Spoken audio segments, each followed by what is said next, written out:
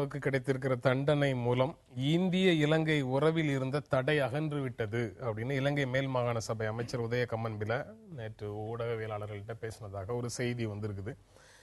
ஜாதிக ஹெல உரிமைய அப்படிங்கிற கட்சியினுடைய முக்கிய பிரமுகர் அவர் அப்படிங்கிறதும் அந்த செய்தியில சொல்லியிருக்கிறாங்க. ஆவடிக்குமார் அவர் அந்த மாதிரி சொல்றதை நீங்க எப்படி பாக்குறீங்க? இல்லை, இந்த ஆங்கிலத்தில் ஒரு பழமொழி, ஒரு சொல்லாடல் அதிகமாக பயன்படுத்துகிற சொல்லாடல் உண்டு. Operation success but patient died. அதுதான் இப்போ இந்த சதி திட்டத்தினுடைய பின்னணியை இந்த அமைச்சருடைய பேச்சு, இலங்கை அமைச்சருடைய பேச்சு இன்னைக்கு வெளிப்படுத்துது. என்ன காரணம்னா, ராஜபக்சேவை திருப்திப்படுத்துவதற்காக சுப்பிரமணிய சாமியினுடைய சதி திட்டத்தினுடைய பின்னணி தான் இந்த வடக்கில் இன்றைக்கு ஏற்பட்டிருக்கின்ற இந்த நிலை என்பது தமிழ்நாடு முழுவதும் இருக்கின்ற மக்களுடைய உணர்வு, மக்களுடைய கருத்து. அதுதான் அதுக்கு காரணம். அவருடைய நடவடிக்கைகள், அவருடைய பேச்சுக்கள், அதற்கு பிறகு தொடர்ந்து நடைபெறு வருகின்ற நிகழ்வுகள், மத்திய அரசாங்கத்தினுடைய எதிர்வினைகள், பாரதிய ஜனதா கட்சி தலைவர்களுடைய பேச்சுக்கள், இது எல்லாம் எதை சொல்லுதுன்னா, இன்றைக்கு புரட்சி தலைவர் அனைத்து இந்திய அண்ணா திராவிட முன்னேற்ற கழகத்தை மரியாதைக்குரிய தமிழ்நாடு பாரதிய ஜனதா கட்சியினுடைய தலைவர் தமிழிசை சவுந்தரராஜன் அவர்கள் தேர்ந்தெடுக்கப்பட்டதிலிருந்து அவங்க தொடர்ந்து பேசுகிற பேச்சு, அதுக்கு பிறகு அவங்க சொன்னாங்க தமிழ்நாட்டில் ஒரு வெற்றிடம் ஏற்பட்டிருக்கிறது, அந்த வெற்றிடத்தை நாங்கள் நிரப்புவோம் சொன்னாங்க. நாங்கள் நினைச்சோம் எதிர்கட்சிகள் இல்லாத ஒரு அசாதாரண சூழ்நிலை இருக்கு, அந்த எதிர்கட்சிகளுக்கு இணையாக இவங்க ஒரு எதிர்கட்சியாக அனைத்து இந்திய அண்ணா திராவிட முன்னேற்ற கழகத்திற்கு ஒரு எதிரான ஒரு அணியை உருவாக்குவாங்க அல்லது எதிரான கட்சியாக செயல்படுவாங்கன்னு நினைச்சிக்கிட்டு இருந்தோம். ஆனால் அவங்க இன்றைக்கு நான் முடிச்சிடறேன். இன்றைக்கு மரியாதைக்குரிய மத்திய அமைச்சர் பொன் ராதாகிருஷ்ணன் பேச்சிலிருந்து எல்லாமே தமிழ்நாட்டில் ஆட்சியை பிடிக்கிற முயற்சியில் இருந்திருக்காங்க, அதுக்கான நடவடிக்கைகளை தொடர்றாங்கன்றதான் தெரியுது. இந்த நிலையை பொறுத்தவரை இதுவரைக்கும் சொன்னதுக்கு அவர்கிட்ட பதில் கேட்டுட்டு அதுக்கப்புறம் திரும்ப இதை நான் முடிச்சிட்டேன்னா அவருக்கு சொல்றதுக்கு வசதியா இருக்கும். அதனால இந்த நிலையை பொறுத்த வரைக்கும் இன்றைக்கு இதற்கான சதி திட்டம் தீட்டப்பட்டிருக்கிறது.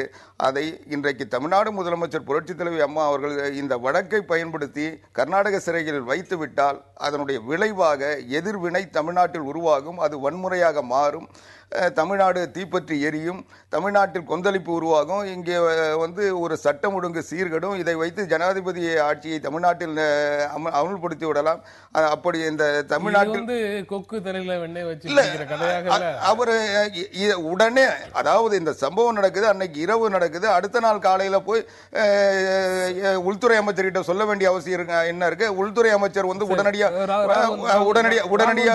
கவர்னரை கூப்பிட்டு சட்டம் ஒழுங்கை காப்பாத்துங்க சொல்ல வேண்டிய அவசியம் இருக்கு. அதே மாதிரி என்ன அவசியம் இருக்கு? அதே மாதிரி தமிழ்நாட்டில் இருக்க அரசியல் கட்சிகள்லாம் அவங்க கூட்டணி கட்சிகள்லாம் சொல்லி வச்சா போல அது வரைக்கும் அமைதியா இருந்தவங்க எல்லாம் சட்டம் ஒழுங்கு கெட்டு போச்சுன்னு சொல்ல வேண்டிய அவசியம் என்ன இருக்கு? ஒரு நிமிஷம் அவர் சொல்றதுக்கு பதில் சொல்றதுக்கு முன்னால இந்த பிரச்சனையை அவங்களுக்கு கிடைச்ச தண்டனையை, ஜெயலலிதாவுக்கு கிடைச்ச தண்டனையை ஒவ்வொரு விதமாக பாக்குறாங்க. இங்க இருக்கக்கூடிய அரசியல் கட்சிகள் சில தங்களுக்கு வெற்றிடம் கிடைச்சிருச்சு அல்லது இந்த வெற்றிடத்தை பயன்படுத்தி தான் மேல வந்துடலாம் நினைக்கிறாங்க. ஆனா பக்கத்து நாட்டுல இருந்து இப்படி ஒரு குரல் வர்றதை நீங்க முதல்ல எப்படி பாக்குறீங்க? கடுமையா கண்டிக்கிறேன். அதாவது தமிழகத்தினுடைய முதலமைச்சராக இருந்த செல்வி ஜெயலலிதா அவர்களுடைய வழக்கு அது சொத்து குழிப்பு வழக்கு, அதுக்கும் இதுக்கும் சம்பந்தம் கிடையாது. அந்த மாதிரி செல்வி ஜெயலலிதாவை இவர் விமர்சிப்பதை நான் கண்டிக்கிறேன். ஒரு அமைச்சருக்கு இன்னொரு நாட்டினுடைய அமைச்சர் அப்படி சொல்ல கூடவே கூடாது.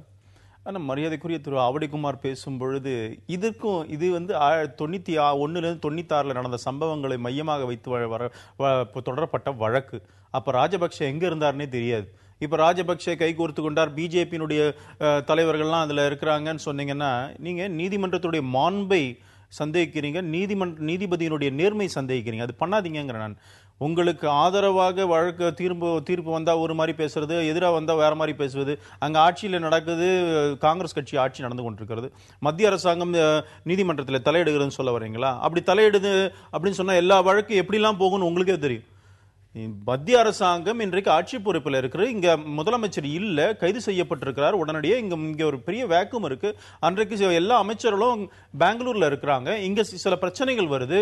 அப்ப யாரு பார்க்கணும்? அது கவர்னர் பார்க்க வேண்டியது தானே. கவர்னரை ரிப்போர்ட் கேட்குவது மத்திய அரசாங்கத்துடைய வேலை தானங்க. மத்திய அரசாங்கம் சட்டம் ஒழுங்கை பார்க்கணும் தானே.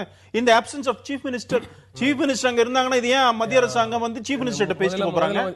இதற்கு நீங்களும் அர்த்தம் கற்பிக்க கூடாது. இன்னொன்னு, இவருடைய எண்ணம் தமிழகத்திலே ஆட்சியை பிடிக்க வேண்டும். ஏன் 40 வருஷமா திமுக அண்ணா திமுக தமிழ்நாட்டில் ஆட்சி பொறுப்பில் இருக்குமா? எங்களுக்கு என்ன எதுக்காக கட்சி நடத்துறோம்? அது என்ன இது வெறும ஒரு சங்கமா நடத்திட்டு இருக்கிறோம்? கட்சி நடத்துறோம் சார். எங்களுக்கு அரசியல் எண்ணம் இருக்கிறது. அரசியல் தமிழ்நாட்டில் ஆட்சிக்கு பொறுப்புக்கு வருது நாங்க யோசிக்கிறது தப்பு இல்லையா? இது என்ன இருக்கு தப்பான? அது அதாவது மரியாதைக்குரிய வழக்கறிஞர் சொல்றதில் நான் வந்து முழுமையாக ஏற்றுக்கிறேன். ஆனால் அவருடைய அறியாமலேயே அவருடைய நிலையை வந்து அவர் சொல்லிட்டாருன்னு நான் நினைக்கிறேன். என்னென்னா, அவங்க ஆட்சி பிடிக்கணும்னு நினைக்கிறது தப்பே இல்லை, அதுக்கான முழு உரிமையும் அவங்ககிட்ட இருக்குது. ஆனால் இன்றைக்கு மத்தியில் ஆட்சி கிடைத்து விட்டது என்ற ஒரே காரணத்தை வைத்துக்கொண்டு தேர்தல் மூலமாக ஆட்சிக்கு வர வேண்டியமே தவிர இன்னைக்கு வேற வழியில் ஆட்சிக்கு வர முயற்சிக்கிறது தான் நாங்க தவறு சொல்றோம். அவங்க வந்து தேர்தல் காலத்தில் ஆட்சி பிடிக்கிறதுக்கு முயற்சி பண்ணிட்டோம். அதுக்கான தேர்தல் நேரம் இல்லை இது. ஆனால் இந்த சூழ்நிலையை பயன்படுத்தி தமிழ்நாட்டில் ஒரு அசாதாரண நிலையை உருவாக்கி அதன் வழியாக அதை பயன்படுத்தி ஆட்சி பிடிக்க முயற்சிக்கிறதா நான் வந்து விமர்சித்தேன். நீங்க பேசுனதுக்கெல்லாம் நான் சொல்லிடுறேன். நாங்க இல்ல. அடுத்து சொன்னாரு, இது வந்து மத்திய அரசாங்கம் வந்து இதுல தலையிட்டு இருந்தா அல்லது எங்களுடைய செல்வாக்கை பயன்படுத்தி இருந்தா அந்த வடக்கு வேற மாதிரி எல்லாம் கொண்டு போயிருக்க முடியும். பயன்படுத்தி இருந்தார் சொல்லல.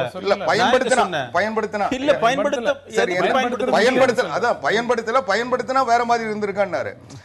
நான் அதையே தான் சொல்றேன். இதையே வந்து சுப்பிரமணிய சாமி தெளிவா சொன்னாரு.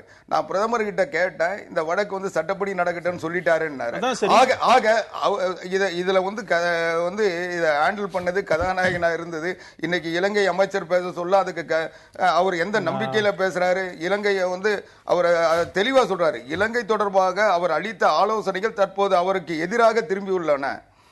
இங்குள்ளவர்களை சிறையில் தள்ள அவர் குரல் கொடுத்தார்.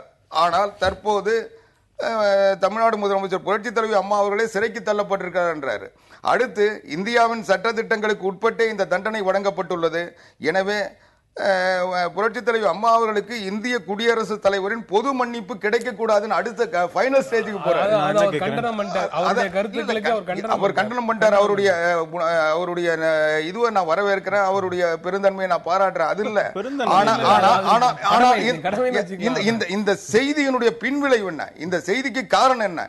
அவர் யாரை நம்பி, இவங்க யாரை வந்து பாரதிய ஜனதா கட்சியுடைய தலைவர் சொல்றாங்களோ அந்த சுப்பிரமணிய சாமி நம்பி வெளியிடப்பட்ட அறிக்கை, அவர் தந்த உத்தரவாதங்கள், அவருக்கும் ராஜபக்சே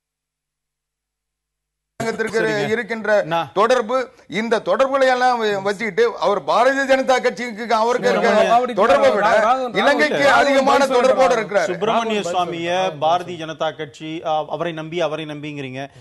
அதே சுப்பிரமணிய சுவாமியை நம்பி தான் நீங்க சோனியா காந்தியோட உட்கார்ந்து டீ பார்ட்டி வச்சிருந்தீங்க. அப்போ வாஜ்பாய் கவர்மெண்ட்டை கவுக்கிறதுக்கு பண்ணீங்களே, அதெல்லாம் எப்ப இந்த வழக்கெல்லாம் போட்ட அப்புறம் அப்ப இந்த சுப்பிரமணிய சாமியை நீங்க சேர்த்தீங்க? ஏங்க அப்பவே கட் பண்ண வேண்டியதா? உங்களுக்கு சுப்பிரமணிய சாமி மேல இருந்தா சுப்பிரமணிய சாமி நம்பி தானே போனீங்க. சோனியா காந்தியை போயிட்டு வாஜ்பாய் கவர்மெண்ட்டை கவுத்து விட்டீங்க. இதுக்கு என்ன பதில் இருக்கு இவங்க கிட்ட? இதெல்லாம் எப்ப நடந்தது? வழக்கு போட்ட அப்புறம். ஒரே ஒன்று முடிச்சிடுறேன். இதே சுப்பிரமணிய சாமி இந்த வழக்கு வந்து மனு கொடுத்தாரு, வழக்கு போட்டாரு. அதுக்கு பிறகு இந்த வழக்கை போட்டது தமிழ்நாடு காவல்துறை டிஏவிசி தான். அதனால சுப்பிரமணிய சாமி வழக்கு இல்ல, அவர் மனு கொடுத்தாரு. மனு அடிப்படையில் அந்த வழக்கு நான் முடிச்சிடறேன் அந்த வழக்கு. ஆனால் இந்த வழக்கு போட்ட பிறகு நான் முடிச்சு ஒரே ஒரு நிமிஷம், இந்த வழக்கை வந்து வாபஸ் வாங்கணும்னு அவரே வந்து சொன்னாரு. அப்போ கூட அம்மா சொன்னாங்க, இந்த வழக்கு வந்து ஒரு மக்கள் மத்தியில் ஒரு சந்தேகத்தை ஏற்படுது, அதை நீதிமன்றத்தின் வழியாக தான் தீர்க்கணும். இந்த வழக்கை நீங்க திரும்ப பெறதுனாலே இப்ப நீதிமன்றம் அந்த சந்தேகம் சரின்னு சொல்லும்போது ஏன் கோவப்படுறீங்க? இல்ல பேசலாம், தொடர்ந்து பேசலாம். ஒரு இடைவேளைக்கு அப்புறம் நம்ம தொடர்ந்து பேசலாம்.